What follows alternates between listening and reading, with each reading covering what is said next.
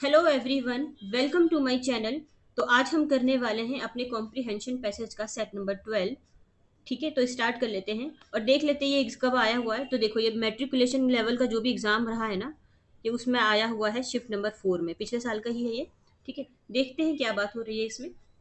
The world wild life fund for nature WWF has recently released its Living Planet Report 2022. This finds a 69% decline in wildlife populations between 1970s and 2018। तो यहाँ पे क्या बात हो रही है, जो WWF है ना, जिसको हम कहते हैं वर्ल्ड वाइल्ड लाइफ फंड। तो WWF ने ना एक रिपोर्ट रिलीज किया है। इस रिपोर्ट का नाम है लिविंग प्लेनेट रिपोर्ट 2022। और इस रिपोर्ट में क्या बताया गया है कि जो 1970 से 2018 के बीच में ना, जो वाइल्ड लाइफ पॉपुलेशन है ना, उसमें 69% का डिक्लाइन आया, यानी कि 69% की कमी आई है वाइल्ड लाइफ पॉपुलेशन में। वाइल्ड लाइफ पॉपुलेशन समझते हैं ना, जो भी वन्य जीव, जैसे जो जंगलों में जानवर वगैरह रहते हैं, एनिमल्स रहते हैं, उनको कहते हैं वाइल्ड लाइफ। ठीक है, तो क्या हुआ इसमें ना, 69% की कमी आई है 1970 से 2018 तक। Vertebrate wildlife groups have fallen by two-thirds globally, while freshwater species have shrunk by 83%। तो देखो यहाँ पे क्या बात हुई। वर्टिब्रेट क्या होता है ये?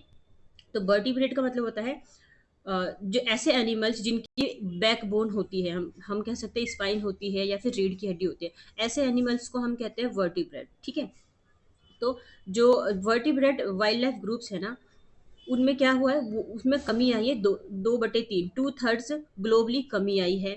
और जबकि जो फ्रेश वाटर स्पीसीज हैं, जो भी फ्रेश वाटर में रहती है, जो, ठीक है, उनमें कितनी कमी आई, उसमें आई है 83% की कमी आई है। तो देखा जाए इसमें क्या हो रहा है कॉम्प्रिहेंशन पैसेज में कि पहले तो क्या हो रहा है कि जो रिपोर्ट वाइल्ड लाइफ पॉपुलेशन में 69% का डिक्लाइन आया है, फिर उसके बाद 2/3 डिक्लाइन आया है वाइल्ड लाइफ, मतलब इस वर्टिब्रेट है इनमें 2/3 का डिक्लाइन आया है। ठीक है, जो फ्रेश वाटर स्पीसीज उसमें 83% का डिक्लाइन है। तो सारी चीज़ों में क्या हो रही है, कमी दर्शा रही है। 1 million plants and animals face extinction, about 2.5% of birds, animals, amphibians, reptiles and fish have gone for ever. तो देखो क्या हो रहा है यहाँ पे कि 1 मिलियन प्लांट्स और एनिमल्स है ना, वो एक्सटिंक्शन को फेस कर रहे हैं। एक्सटिंक्शन समझते हैं? इसका मतलब होता है कि कोई भी ऐसी चीज जो नो नो लॉन्गर एग्जिस्टेंस हो, मतलब कि जो ज्यादा समय तक नहीं हो। तो क्या हो रहा है कि 1 मिलियन प्लांट्स और एनिमल्स में क्या हुई है, एक्सटिंक्शन हुए हैं ये। और 2.5 जो परसेंट है ना, वो बर्ड्स और मैमल्स, एम्फीबियंस, रेप्टाइल्स, ये सारे हमेशा के लिए जा चुके हैं। मतलब इसमें भी कितनी कमी आ गई है। देखो यहाँ पे ना, वर्ड मीनिंग को भी हम देखते हुए चलेंगे। मैमल्स, ये वो क्या होता है, इसको हम हिंदी में बोलते हैं स्तनपाई, यानी कि जो वार्म ब्लड होते हैं, या फिर हम कह सकते हैं जो कि मिल्क प्रोड्यूस करते हैं और फीड करते हैं अपने बच्चों को, है ना, तो उसको हम कहते हैं मैमल्स, स्तनपाई। एम्फीबियन, वो होता है, वो एनिमल्स होते हैं जो लैंड एंड वाटर दोनों पे रह सकते हैं, जैसे कि हम कह सकते हैं मगरमच्छ हो गया, फ्रॉग हो गया। ठीक है, रेप्टाइल्स जो रैंक कर चलते हैं, मगरमच्छ भी रैंक कर चलता है। ठीक है, एंड फिश, ये सारे क्या हो गए, हमेशा के लिए खत्म हो चुके, जा चुके हैं। नेक्स्ट पे देखते हैं, नेक्स्ट पेज पे देखो यहाँ पे क्या बात हो रही है। एक मिनट, एक मिनट रुकिए। हाँ देखो, the crisis is caused by the Anthropocene, our era of sprawling human impacts extending from heating Earth's atmosphere to making oceans acidic and destroying habitat। तो क्या हो रहा है यहाँ पे कि देखो, यहाँ पे ये सारा चीज हो रहा है एंथ्रोपोसीन की वजह से। अब एंथ्रोपोसीन क्या है, तो अभी का जो टाइम है ना, जैसे हम कहते हैं ना, पहले के टाइम में होता था कलयुग, सतयुग, तो आज का जो टाइम है ना, उसको एंथ्रोपोसीन कहा गया, क्योंकि इसमें क्या हो रहा है कि ह्यूमंस और एनिमल्स सबको रहने के लिए एक स्थान चाहिए। पहले के टाइम में क्या होता था, एनिमल्स के लिए जंगल होते थे और ह्यूमंस के लिए प्रॉपर घर होता था, झोपड़ी वगैरह कुछ इस टाइप की। पर आज का जो टाइम है, जिसमें कि ह्यूमन और एनिमल साथ में रह रहे हैं, और ह्यूमन क्या कर रहा है अपने फायदे के लिए लोगों को नुकसान पहुंचा रहा है, तो ऐसे युग को, ऐसे समय को हम एंथ्रोपोसीन कह रहे हैं। तो ये सारा किस वजह से हो रहा है, एंथ्रोपोसीन की वजह से हो रहा है। और क्या हो रहा है, इसके जो जो भी ह्यूमन है ना, वो जो भी अपने एक्टिविटीज कर रहा है, उसकी वजह से क्या हो रहा है, जो अर्थ का जो एटमॉस्फेयर है ना वो हीट हो रहा है, बहुत गर्म हो रहा है। और इसकी वजह से क्या हो रहा है, जो ओशंस है ना वो एसिडिक बनते जा रहे हैं, मतलब उसमें एसिडिक की मात्रा बढ़ती जा रही है हमारे महासागर में, ओशंस में। और बहुत सारे आवास जो भी हैबिटेट है वो डिस्ट्रॉय हो रहे हैं। सिर्फ क्या हो रहा है, ह्यूमंस अपने फायदे के लिए क्या कर रहे हैं, इन सब चीजों को पे नुकसान पहुंचा रहे हैं। ठीक है, इसको हम इसी युग को हम कह रहे हैं एंथ्रोपोसिस। ठीक है, many animals inhabit trees, nooks and crannies in forest across earth. Yet every year we destroy 10 million hectares of forest land. देखो क्या हो रहा है, जो मैनी एनिमल्स है ना वो ट्रीज पे रहने के लिए मजबूर हो रहे हैं, और छोटे छोटे प्लेसेस पे रहने के लिए, कुछ हिडन प्लेसेस पे रह रहे हैं। इतना कुछ होने के बाद भी क्या हो रहा है कि हर साल मतलब इतना कुछ हो रहा है कि एनिमल्स इतना सेक्रीफाइसेस कर रहे हैं, इसके बाद भी हम क्या कर रहे हैं कि 10 मिलियन हेक्टेयर्स हर साल फॉरेस्ट लैंड काटे जा रहे हैं। एग्जाम्पल मैं आपको तेलंगाना का मैं बता सकती हूँ कि ह्यूमन अपने फायदे के लिए उस जो भी वाइल्ड लाइफ है उनके बारे में नहीं सोच रहा है, और वो सारे जंगलों, कितने एकड़ में जंगलें काट दी गई है ना, तो वहां से एग्जाम्पल आप ले सकते हैं। ठीक है, अच्छा यहाँ पे एक वर्ड आया है वो बताना जरूरी है, मैं आपको बता दूं। ये वर्ड है हमारा,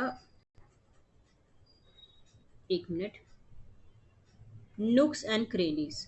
ये क्या है, ये ना एक ईडियम है। ठीक है, और इस ईडियम का क्या मतलब होता है, तो इसका मतलब है कि जैसे कि कोई स्मॉल चीज़ों को डिनोट करना, या किसी चीज़ से बिल्कुल अलग हो जाना, कुछ हिडन पार्ट, हिडन प्लेस, ये होता है इसका मतलब। ठीक है, तो ये ईडियम याद रखेंगे, नुक्स एंड क्रेनीज इंपॉर्टेंट है। नेक्स्ट पे चलते हैं।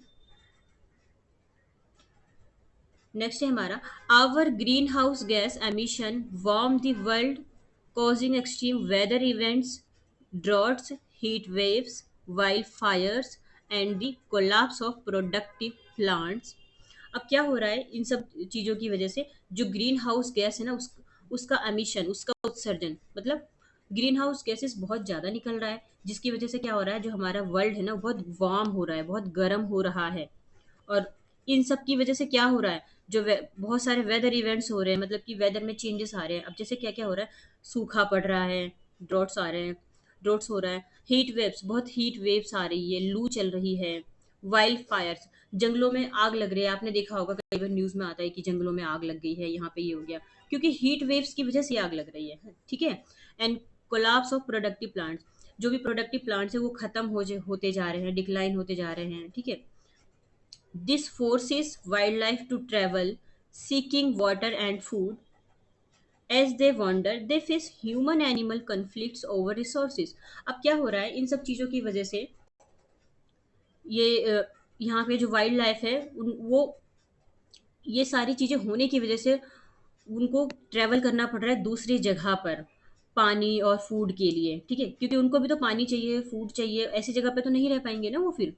ठीक है, अब ऐसा क्या होता है, जैसे वो अदर एरियाज में एंटर करते हैं तो ह्यूमन एनिमल कॉन्फ्लिक्ट हो जाता है रिसोर्सेज को लेकर। देखो, जो ह्यूमन है प्रॉपरली बेस्ड ऑन है वो प्लांट्स पर, बट जो एनिमल्स है वो भी तो प्लांट पर बेस्ड ऑन है ना, वो उस पर बेस कर उस पर डिपेंडेंट है। ठीक है, तो क्या होता है, ह्यूमन एनिमल में कन्फ्लिक्ट हो जाता है, वॉर हो जाता है, इस तरह से हम कह सकते हैं। ठीक है, क्योंकि रिसोर्सेज अगर एनिमल्स यूज कर लेंगे तो फिर ह्यूमन के लिए क्या बचेगा। ठीक है, बट हम भी तो गलत कर रहे हैं ना, उनका जो हैबिटेट है उनसे हम छीन रहे हैं, तभी तो वो हमारे घर की तरफ, शहरों की तरफ आ रहे हैं, है ना। अच्छा, यहाँ पे ना मैंने एक इमेज रखी है, आप ये इमेज देख सकते हैं। ये क्या है, WWF की इमेज है, और इसमें क्या है, एक लोगो बना हुआ है। इस लोगो में क्या है, एक मिनट, इस लोगो में एक बियर बना हुआ है। ठीक है, तो इम्पोर्टेंट है, ये देख लेना आप, ये लोगो वर्ल्ड वाइड फंड का लोगो है ये। नेक्स्ट पे चलते हैं। We have a few consolation of metal and plastic to amuse ourselves with through this destruction. The animal of the Anthropocene have none.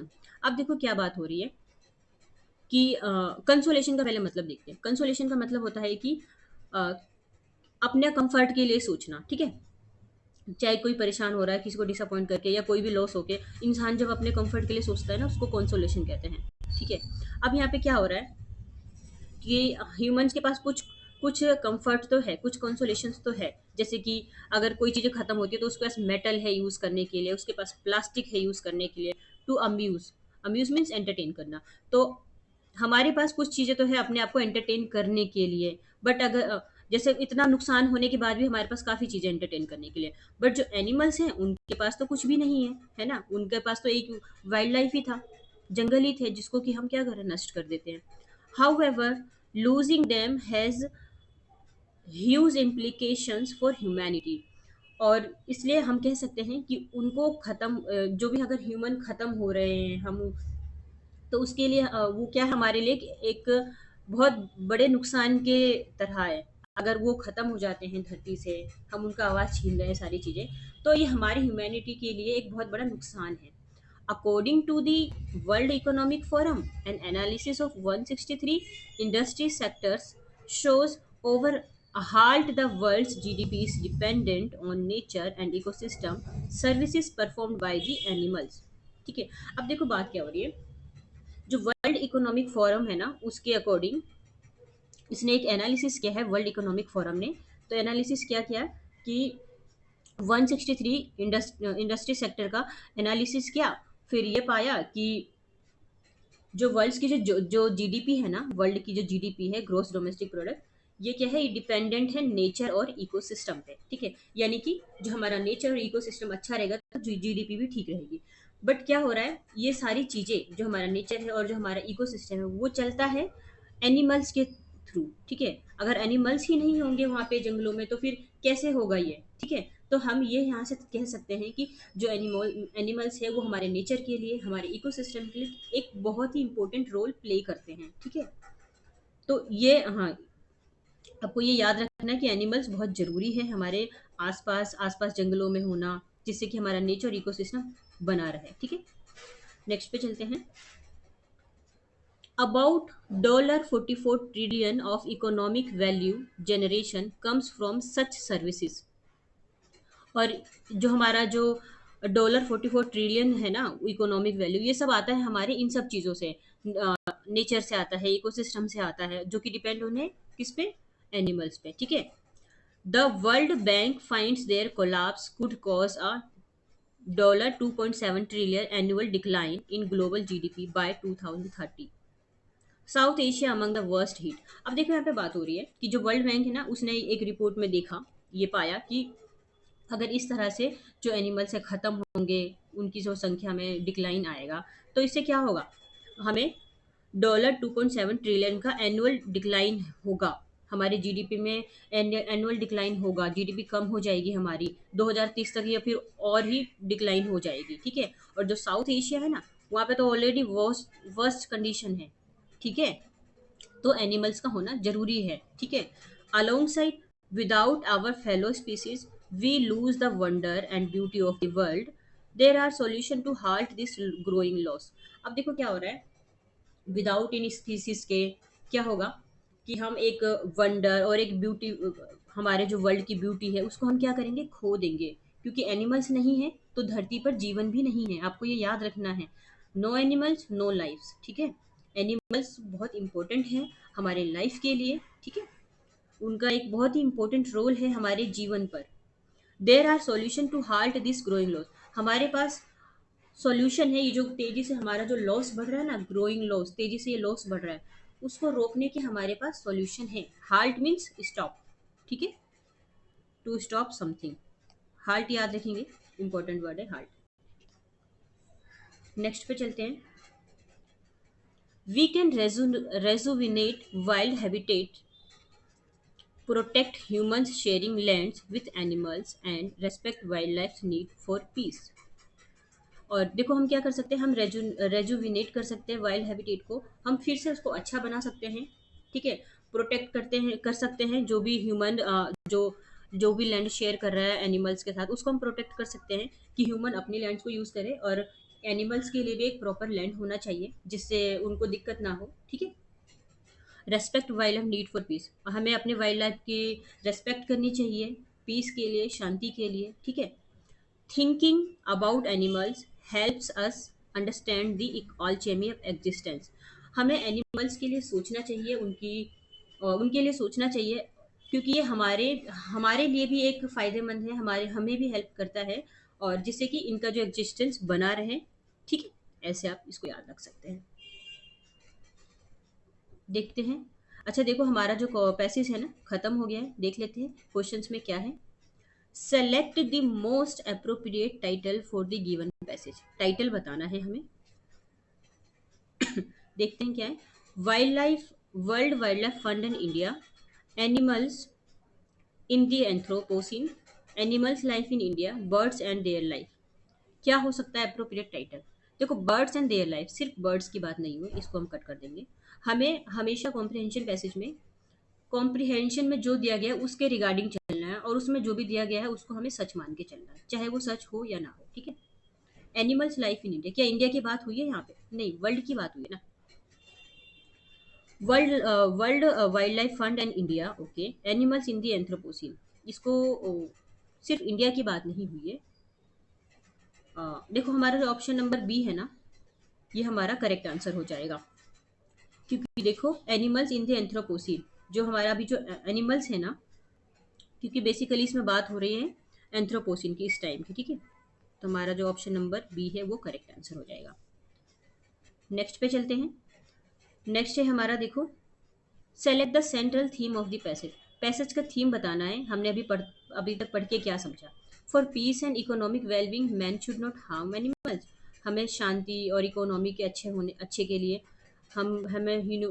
हमें एनिमल्स को हार्म नहीं करना चाहिए, ठीक बात है ये भी। GDP growth depends on animals, we should replace them, जो जीडीपी ग्रोथ है एनिमल्स पे डिपेंड करती है, तो हमें उसको रिप्लेस कर देना नहीं, उनको एक अच्छा प्लेस देना, रिप्लेस थोड़ी ना करना। एनिमल्स, हमें क्या करना है? गलत को हटाना है, गलत को एलिमिनेट करना है, ताकि हमें सही आंसर तक हम पहुंच पाए। Animals and human should come to an agreement to live together, क्या एनिमल्स को और ह्यूमंस को एक साथ में रह लेना चाहिए और एक एग्रीमेंट करना चाहिए? नहीं, ऐसा भी नहीं था हमारे उसमें। Forest protection should be taken care by the government, government को फॉरेस्ट प्रोटेक्शन के लिए कुछ,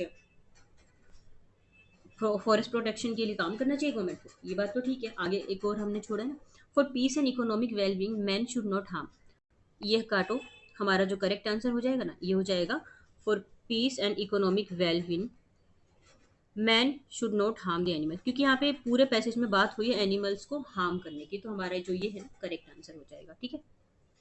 नेक्स्ट पे चलते हैं।